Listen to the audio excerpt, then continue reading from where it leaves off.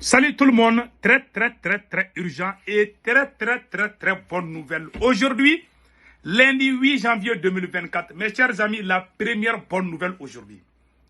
L'armée malienne a effectué des frappes chirurgicales contre des positions des terroristes dans la zone des 3 frontières, dans la localité qu'on appelle Tessit. Allahu Akbar. Mes chers amis, ça c'est le berceau du terrorisme. Là-bas, et puis Kidal. Mes chers amis, la deuxième attaque des forces armées maliennes s'est passée à Bandiakara au centre. C'est-à-dire que l'armée malienne est en train de bien corriger des terroristes partout au Mali.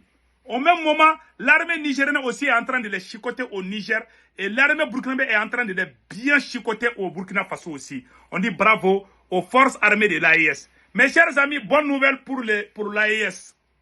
Bientôt notre monnaie.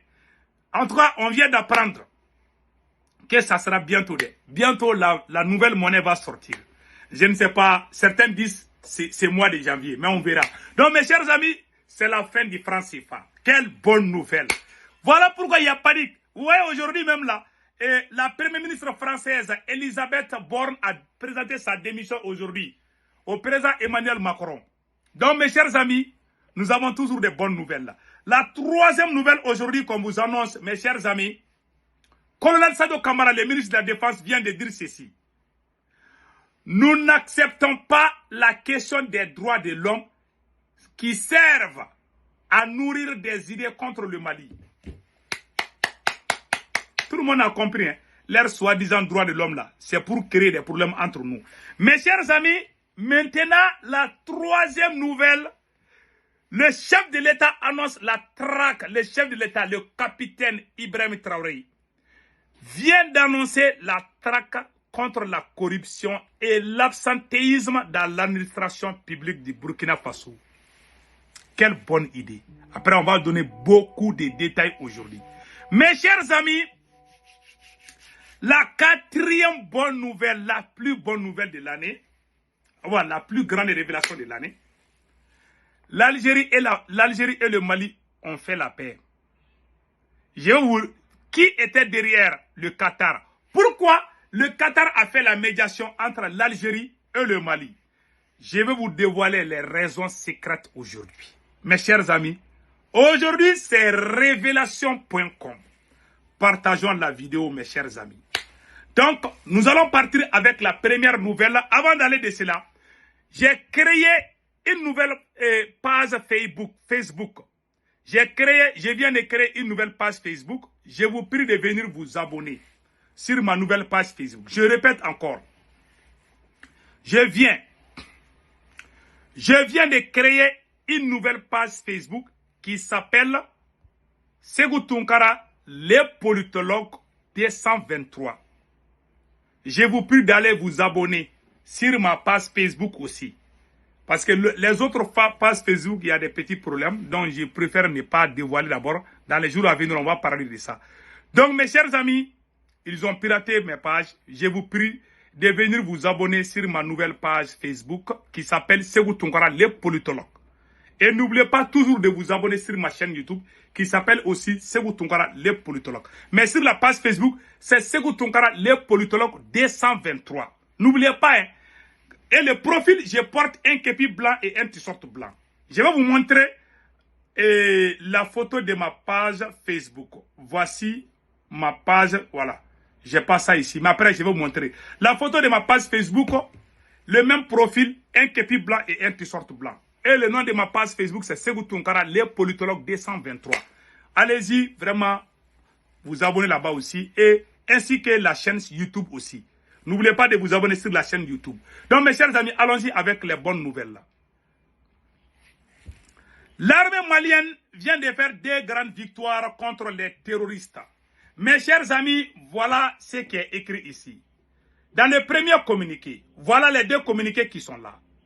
Dans le premier communiqué, l'état-major général des armées informe l'opinion nationale et internationale que dans le cadre de leur mission régalienne de sécurisation du territoire, les forces armées maliennes ont repéré une base de groupes terroristes à 22 km au sud-ouest de Tessit,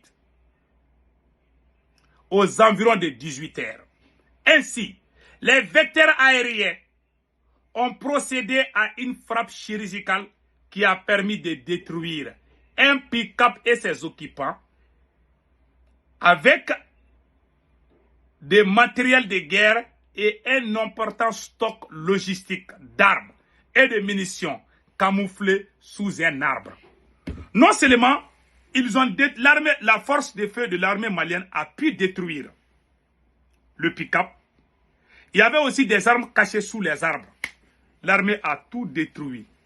Les terroristes là ne peuvent se défendre qu'avec les bâtons seulement. Sinon, l'arme là, on est en train de tout détruire. Mes chers amis, ça c'est le côté de Tessit. Ça s'est passé à Tessit. Tessit est dans la zone des 3 frontières. Tessit fut un moment où où les terroristes faisaient leurs rencontres. Le président Assimi Goïta a commencé à détruire d'abord Tessit. Après, les autres localités jusqu'à Kidal. Tessit est dans la zone des 3 frontières. C'est là-bas où les terroristes se ravitaillaient pour aller attaquer le Burkina et le Niger. Le Mali a le contrôle 100% de Tessit. Mais jusqu'à présent, il y a des petits banditismes qui se déroulent. Mais l'armée tient bon. Nous disons bravo aux forces armées maliennes. Donc, mes chers amis, allons-y avec des bonnes nouvelles. Donc, après cela, la deuxième nouvelle, qu'on va vous annoncer tout de suite, ça c'est l'attaque de Bandiakara. Voilà. Ça c'est la deuxième attaque. L'état-major général des armées informe l'opinion nationale et internationale que le 8 janvier 2024, aux environs de 4 heures du matin, la position des forces armées maliennes de Djangasagou, Bandiagara, a été attaquée par les terroristes. Les recherches sont en cours pour localiser les auteurs. L'état-major général des armées rappelle que le déploiement des forces armées maliennes dans ce secteur a renforcé la protection des populations jadis menacées par les terroristes. Unis, nous vaincrons. Mes chers amis, voilà les 2 grandes victoires de l'armée malienne. Ils ont repoussé beaucoup d'attaques. Ils ont vraiment éliminé beaucoup de terroristes. Donc nous disons bravo aux forces armées maliennes et aux forces armées burkinabées, les FDS et VDP de Burkina Faso, et les forces armées du Niger aussi. Qu'Allah le Tout-Puissant vous donne la force de gagner contre les forces du mal, qui ne sont autre chose que des terroristes. Donc, nous allons partir avec la 3e nouvelle, mes chers amis. Je vous ai dit depuis le début. Donc, maintenant, la 3e nouvelle est une bonne nouvelle pour Assimi Goïta. Ah, mes chers amis, la 3e nouvelle est une bonne nouvelle. Hein? Le Mali, dans sa dernière édition du classement global Firepower, l'armée malienne dirigée par Assimi Goïta est devenue la première puissance militaire de l'Union économique monétaire ouest-africaine, UEMOA, détrônant ainsi la Côte d'Ivoire de Alassane Dramane Ouattara. L'armée malienne aujourd'hui est au top niveau. Grâce au président Assimi Goïta, nous disons félicitations et bon courage aux femmes. Vous voyez, toujours de bonnes nouvelles. Chaque jour, bonne nouvelle. Chaque jour, bonne nouvelle. Vraiment, qu'Allah le Tout-Puissant bénisse les forces armées maliennes, les forces armées burkinabées et les forces armées nigériennes. Mes chers amis, ça c'est... Voilà. Donc maintenant, le colonel Sado Kamara vient de dire ceci tout de suite. Nous n'acceptons pas que la question des droits de l'homme serve à nourrir des idées contre le Mali. Vous voyez, le ministre de la Défense, Sado Kamara, c'est ce qui se prépare contre le Mali, le Burkina et le Niger.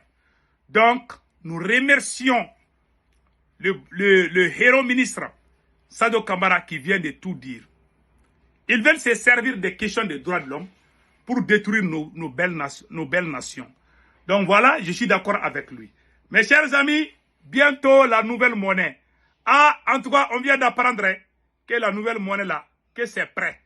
Que la nouvelle monnaie de l'AES, Alliance des États du Sahel, que la nouvelle monnaie est enfin prête. On verra on ne sait pas quand ça va être mis en circulation. En tout cas, on vient d'apprendre. Donc on verra. Mes chers amis, voici madame la première ministre de la France. Mes chers amis, Elle vient de rendre le tablier. Et Macron a accepté. Donc, mes chers amis, la première ministre de la France a rendu sa démission. Aujourd'hui, Macron a accepté et a remercié. Voilà ce qu'on vient d'apprendre. Elisabeth Borne a remis la démission de son gouvernement. Macron l'a accepté. La première ministre française, Elisabeth Borne, a remis lundi la démission de son gouvernement, acceptée par le président Emmanuel Macron, qui l'a remercié pour son travail exemplaire au service de la nation. Donc, mes chers amis, on n'a pas besoin d'aller avec tous ces restes-là. Donc, vous voyez, tout est clair ici comme l'eau de roche. Donc, les bonnes nouvelles sont toujours en téléchargement. Maintenant, allons-y au Burkina Faso. Mes chers amis, le capitaine patriote, vous le voyez, l'homme fort de sa génération. Le capitaine vient de prendre une décision très importante. Une décision très importante dans l'histoire du Burkina Faso. Voilà. D'aller bien... Ouais, attends, je vais lire tout de suite. Le chef d'État annonce la traque contre la corruption et l'absentéisme dans l'administration publique. Le président de la transition, chef de l'État, le capitaine Ibrahim Traoré, a rencontré ce lundi le personnel de la présidence du Faso ainsi que des services rattachés pour échanger sur le fonctionnement de l'institution et l'orientation de la transition pour cette année 2024. S'il y a des gens qui doivent véhiculer l'idéologie que nous défendons, c'est bien vous qui travaillez au niveau central durant ces 15 mois. Vous avez pu observer beaucoup de choses avec moi dans l'administration. Vous avez aussi pu observer l'évolution de la situation sécuritaire et ce début d'année, il est nécessaire de se donner un nouveau départ pour l'institution et le pays entier, a indiqué le chef de l'État, capitaine Ibrahim Traoré, au personnel à cette rencontre. C'est fini, c'est terminé. Mes chers amis, nous disons bravo au capitaine Ibrahim Traoré. Mes chers amis, allons-y maintenant au Qatar. L'affaire Mali-Algérie, voilà les grandes révélations. Voici les raisons secrètes qui a poussé l'Algérie à mettre fin à sa provocation contre le Mali. C'est-à-dire, c'est grâce au Qatar que la crise, comment on appelle la diplomatique, vraiment a été évitée. Parce que ça va être très grave pour les deux pays. Pourquoi le Qatar a tout fait pour réconcilier les deux pays? Je vais vous lire les raisons secrètes. Tout de suite. Ouais. Donc, on va lire tout de suite, mes chers amis. Voilà. J'ai la photo même ici que je voulais vous montrer. Donc, attendez. Voilà. Je pense que ça, c'est pour l'armée. Mes chers amis, allons-y avec cette révélation. Pourquoi le Qatar s'est précipité? Mes chers amis, écoutons très bien ce qui a été dit ici. Selon eux, crise entre l'Algérie et le Mali, le Qatar entre en lice pour calmer le jeu entre les deux pays. Selon les sources diplomatiques algériennes, l'intervention du Qatar a joué un rôle favorable dans la décrispation des relations entre Alger et Bamako. Allié de l'Algérie dans plusieurs dossiers géopolitiques, le Qatar a tenté une approche séduisante à l'égard des dirigeants de l'autorité de transition malienne pour faire baisser la tension et réduire le fossé de l'incompréhension qui sépare le régime algérien des autorités maliennes. Selon nos sources, le Qatar ne peut pas se permettre d'assister les bras croisés à l'effondrement de l'influence algérienne au profit des Émirats arabes, qui est le premier rival du Qatar. Donc, vous voyez les problèmes géopolitiques. Le Qatar s'est bâti. Parce que si l'Algérie perd l'influence au Sahel, c'est le Maroc qui est allié le Maroc qui est allié aux Émirats arabes va prendre le devant. Et cela n'arrange pas le Qatar. Donc, je n'ai pas encore fini. Je vais venir avec des grandes révélations. Mes chers amis, le Qatar ne peut pas se permettre d'assister les bras croisés à l'effondrement de l'influence algérienne dans le Sahel, car cela profite beaucoup aux Émirats arabes unis. Le principal rival géopolitique du Qatar, dont l'influence est de plus en plus grandissante sur le continent africain.